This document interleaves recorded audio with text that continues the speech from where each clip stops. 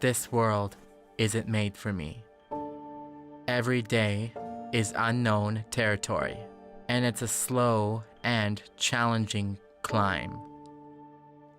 I'm nervous with every step that I take, but a hand always reaches out and guides me through.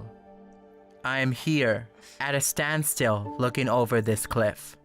I don't have any more heights to reach, no more room to climb. The ground is no longer in front to take a step. Do I really have nothing more to achieve? Has the peak of all my potential been reached? All the world expects of me is over, and I'm only 20.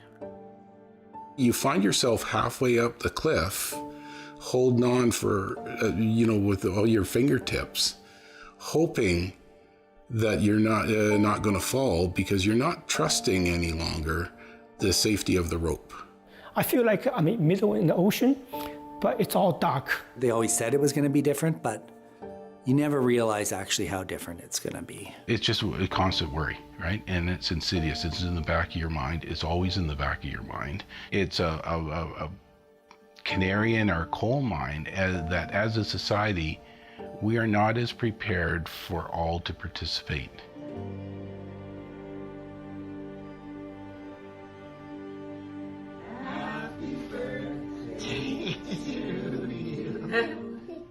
Can you blow out the candles? Connor and Aiden are turning 20, and the adult world now awaits. Will university or a first job be next, or maybe traveling the world? All the exciting possibilities of what should lie next for men turning 20 have instead filled their dad with fear. Everybody wants their child to be happy, healthy, and not that my kids aren't happy and healthy, but are they going to have experiences that we all have the opportunity to experience in life? That's really hard, and I still struggle a lot with seeing their future. Connor was just 3 when he was diagnosed on the spectrum with autism, a condition not understood at the time. Interventions started early with professionals filling the Henshaw home, all with recommendations and expert advice of how to give him the best chance to fit into the world. There's always been that sort of guilt of mourning that, even though I'm grateful for what I have, there's things that was missing that I wasn't gonna have because of the boy's diagnosis, and that just wasn't gonna be normal for me. It was hard, and it took me a long time to digest that. The lack of acceptance and understanding of who they were from our supports and people we really relied upon, that was hard, really hard. An autism diagnosis was also given to Connor's twin brother, Aiden, news that sent shockwaves through the family. Family meant well, but I think they were like, oh, are you sure they're gonna grow out of this? This is not really the reality of it. And so you start questioning whether it is real too, because the supports in your life are wondering too. So you're hearing this from professionals. You're trying to digest what reality is, but at the time, everybody wants to wish it away. But they're still my boys. Connor Henshaw! Go! If you want to meet a person that has that literally genuine, caring, I'm not out to get you attitude, it's Connor. His brain would be such an interesting place to visit. He is kind of in that stereotypical, he loves numbers, he loves cars, he loves all these things that you hear about. And I think there must be some consistency and some routine behind that. That's why they find it relaxing. And so that's why Connor loves that stuff. You gotta look natural, look at me. You gotta get into an acting thing, remember? Yeah. Yeah. He's got a photographic memory. He knows pi, the whole whatever it is. There's supposed to be some sort of pattern, but I think there's only a handful of people. He knows it. You have to stop him. Yeah, and do you know who the goalies in Dallas still are? Goalies in Dallas are? Ben Bishop? Yeah. Let's go jump on the trampoline. Yeah. Aiden is a beautiful soul who taught me compassion, patience, understanding. That life is a beautiful thing every day. and that we can survive anything. Aiden's had the worst journey, and again, I wish I could have done differently things for him and protected him, but I can't change the time, and I can't go back. Today, Aiden lives away from his family in a group home. His journey through the school system believed to have been a traumatic experience with allegations of abuse. He now has a new additional diagnosis of PTSD and needs constant professional care. We've always been close, and I get emotional with Aiden because some of the stuff that Aiden's gone through has been difficult to process. So, and as a parent, you want to protect your children, and sometimes you feel like you fail that. A lot of these memory things are really hard on me because I don't know why I lost them. Because they're so important to me, but I know they were there, and I feel them in my heart. Warren spends a lot of time these days worrying about the future for his twin sons. North American statistics show only 2% on the spectrum will find work, leaving a staggering 98% unemployed. My deepest fears are depression and that they don't feel they belong in this world. Them feeling alone. Them becoming depressed. They're smart. They're not unaware of how people think about them. And as they develop, they become more aware. 20 years ago, there's something wrong with them. We got to fix what's wrong with them. Not, oh, they have strengths in there. We build on that. We help them through things.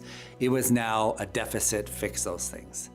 And that was the first part of their lives was I felt I was just fixing deficits and making sure that they weren't doing anything wrong rather than what were they doing right and what could we build on. I kind of was preparing for this marathon and kind of expecting the worst, which makes your future look pretty bleak.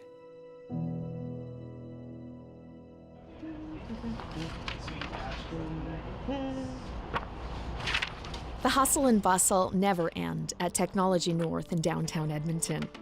The tech shop has innovated through the decades. Evolving and keeping relevant in today's modern digital world has required big minds. First things first, it's important I stand on my ground to make myself happy. At the core, 22-year-old Brian Wong is leading a special division of the company, beating production quotas and focusing on revolutionizing the digital world. When I finished school, I learned how to design websites. Then it helped me to get a job.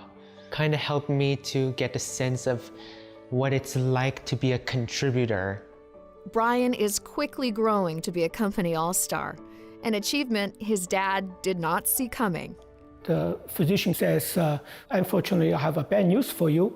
Brian have autism. My first word was say, okay, what's next? The physician says, you don't really understand what does that mean, do you? I said, no, I don't. I say, I see my boy is just fine. He sits in my lap and interacts with me. As soon as you understand what is autism about, I feel like someone using a big hammer hit you on the back. Your son may have to live in the institution for the rest of his life. Oh, no! There seems to be a pattern. If the parents are there, actively involved, they seem to be paying more attention to it. And then if the parents is not, and unfortunately, they get life behind. So we take a very aggressive approach to work with school. My wife is in the school every day, talk to teacher, talk to the aide, try to find out, what was Brian missing. Look at your brother. He's kind of Funny. One of the things we believe is we don't want Brian to be behind, because as soon as he's behind the first subject, he's going to be behind the second, third, fourth. So for us, it was, he finished school, and then right away we're doing that thing, the same thing at home, after school and the evenings, weekends. We just did whatever we can to make sure Brian was never behind, never follow behind. But that was a lot of work. Things were hard for me for many years. how I was in constant pressure for tests and whatnot. Brian was not only frustrated, and you can tell sometimes Brian tried to pull in his hair because it was frustrating for him as well as he goes through the process. The teacher will say, well, we don't want Brian to be in the class for taking the exam because they're afraid Brian will take the class average below. And that was really hurting. You can't please everyone. In elementary school, he became a junior IT guy to help all the teachers. So anytime teacher have a subject of computer-assisted software, they will just say automatically, Brian, help! And he will actually just go out to do that kind of stuff. I start asking myself a very simple question. What will Brian's life look like after high school? I already know Brian's not going to be fit into the normal workplace or normal school place. So I start experimenting different things for Brian to do. Can Brian do this? Can Brian do this? And in fact, he can do a better job than my employees or other people and myself. So I say, oh my God, this is actually capabilities people on the autism spectrum to have. But how do we turn that capabilities into something really people can use? 27-year-old David Wilson also doesn't think this world is made for him. He's trying to carve out his place and find purpose. So basically, on the days that I work, I wake up feeling excited and getting ready for the day. And so I get up, so I get out of bed, and then I go to the bathroom first, and then I make breakfast, then I get dressed, and then I'm looking forward to the day. For most people, driving to work is something they dread. And for David, it's something that he celebrates because it's a reflection of how far he's come. My grade 11 year, I was working to make what's called a moolah, if not cash. Autism, it's a part of who I am, and it does give me a special ability, have an excellent memory and a chance for employers to recognize that I'm capable of doing good work. David is part of that 2% who have been able to find employment, blazing a trail for others on the spectrum. At the age of 20, they are now deemed, in every jurisdiction in Canada, to be adults in the eyes of the law, and that they're individuals that are going to be able to be independent and supporting themselves. Of course, that's not always the case for kids that are diagnosed on the spectrum. If I didn't have a job today, I'd probably sit at home watching TV or playing games most of the time. When the child's 4 years old, 5 years old, there's all kinds of supports in place, and those supports are in various measures of decay, if you will. As you're approaching this age of 20, there is no opportunity for my child to achieve that. And that's what every parent, whether they realize it or not, that is what's in the back of their mind. What happens when my child's an adult? Will they be able to, and they start filling in the blanks, get a job, live independently, support themselves? Will they be okay? Will they be okay when I'm gone?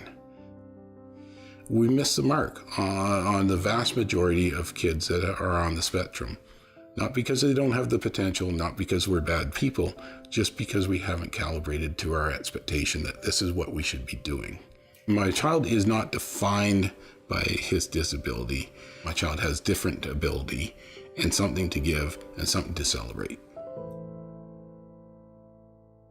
Well, this morning is exciting. We, through some of the community members and getting to know the autism community, we've heard of a fellow named Ling Wong who actually operates a tech company who has been helping out people on the spectrum. So it's an opportunity to sort of meet someone who is actually interested in his abilities and finding out what he can do and whether he can contribute to his business.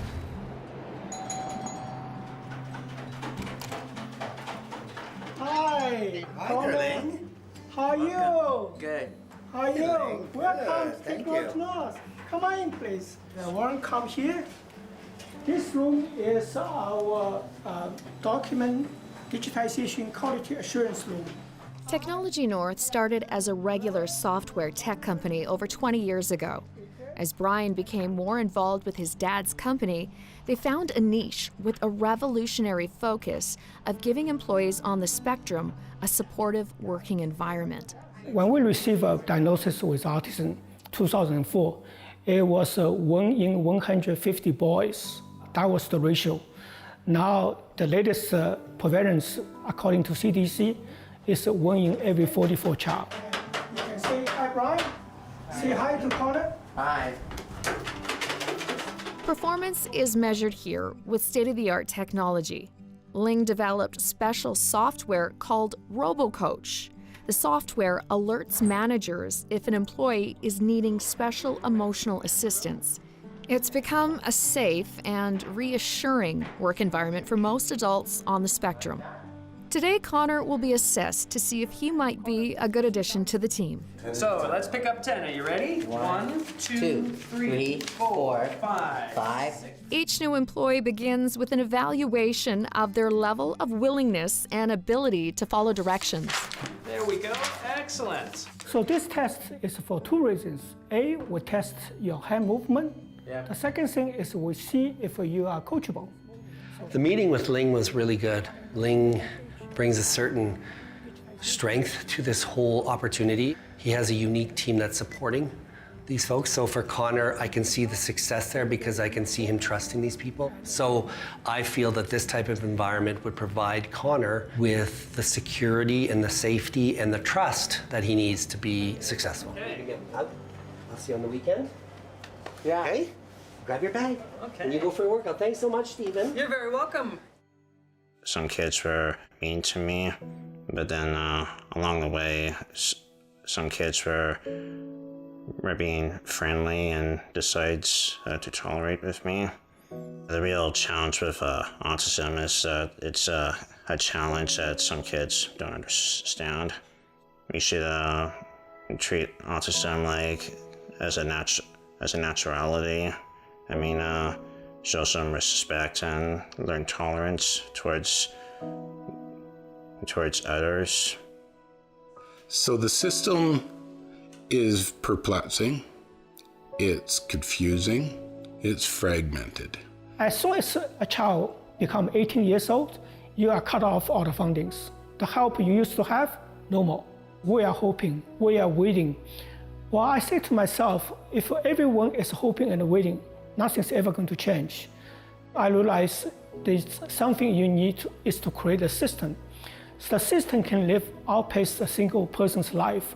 Once the system's in place, then people on the autism spectrum is not dependent on one person anymore. They can work with the system on a perpetual basis. I know how to create the systems. I have the capabilities, and also I'm a parent. I ask myself, if I don't do it, who's going to do it? If we can figure out how do we do it for, this population, with all the resources that are being brought to bear, if we can figure out how to find a solution for this population, the rising tide will lift all boats. It's your duty to help other people, because we are here to help each other. Connor has been working on a trial basis with the A-Team digitizing documents. It's his first independent job in an office environment. Today, he and his dad will find out if he has a future on the A-Team. The third thing is also very exciting. We work with Western Senior Center to starting a new project. If we can do good work, we'll probably get a lot of business in that area, right? And plus, we can help other people on the spectrum to find job and retain the job. Yes. Is that something very interesting? Yes. Yes. So, Warren, I want to basically brief you on Connor's interview. I think Connor is very coachable. He does have a certain, behavior. For example, we can tell he has a self-talking behavior, and that's something we have to work with you and to address that. But he does show a willingness to work with other people and follow the instructions. Those are the elements we look for.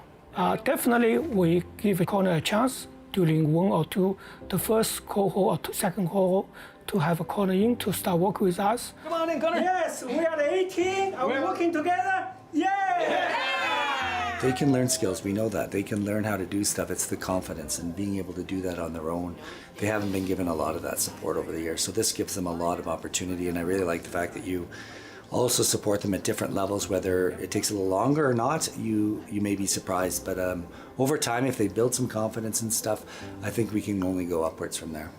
Really appreciate this and look forward to seeing it. So I'll follow you. You go ahead there, boss.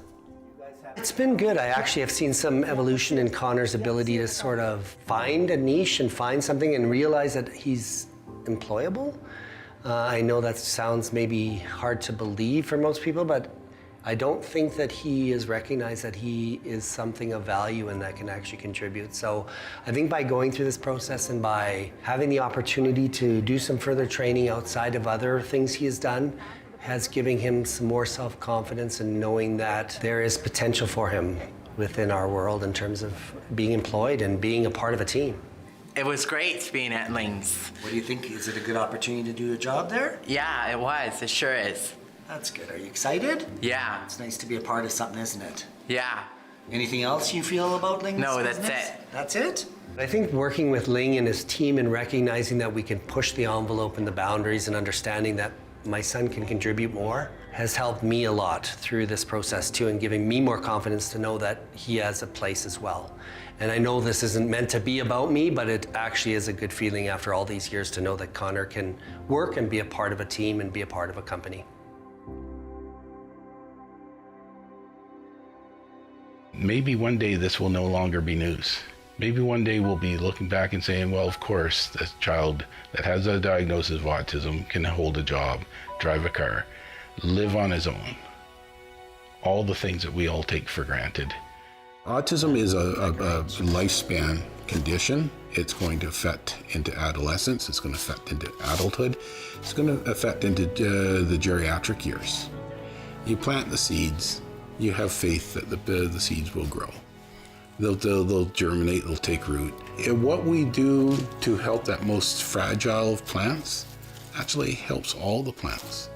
We can protect that plant by growing a forest around it that will shelter it, support it, give it the encouragement, give it the role model to say you can be that. And if you don't achieve this height, that's okay, because your job is to be you. What if we all work to make that garden grow, helping the struggling seed? Maybe I won't grow to be as high as the others, or maybe I grow to be something you never imagined.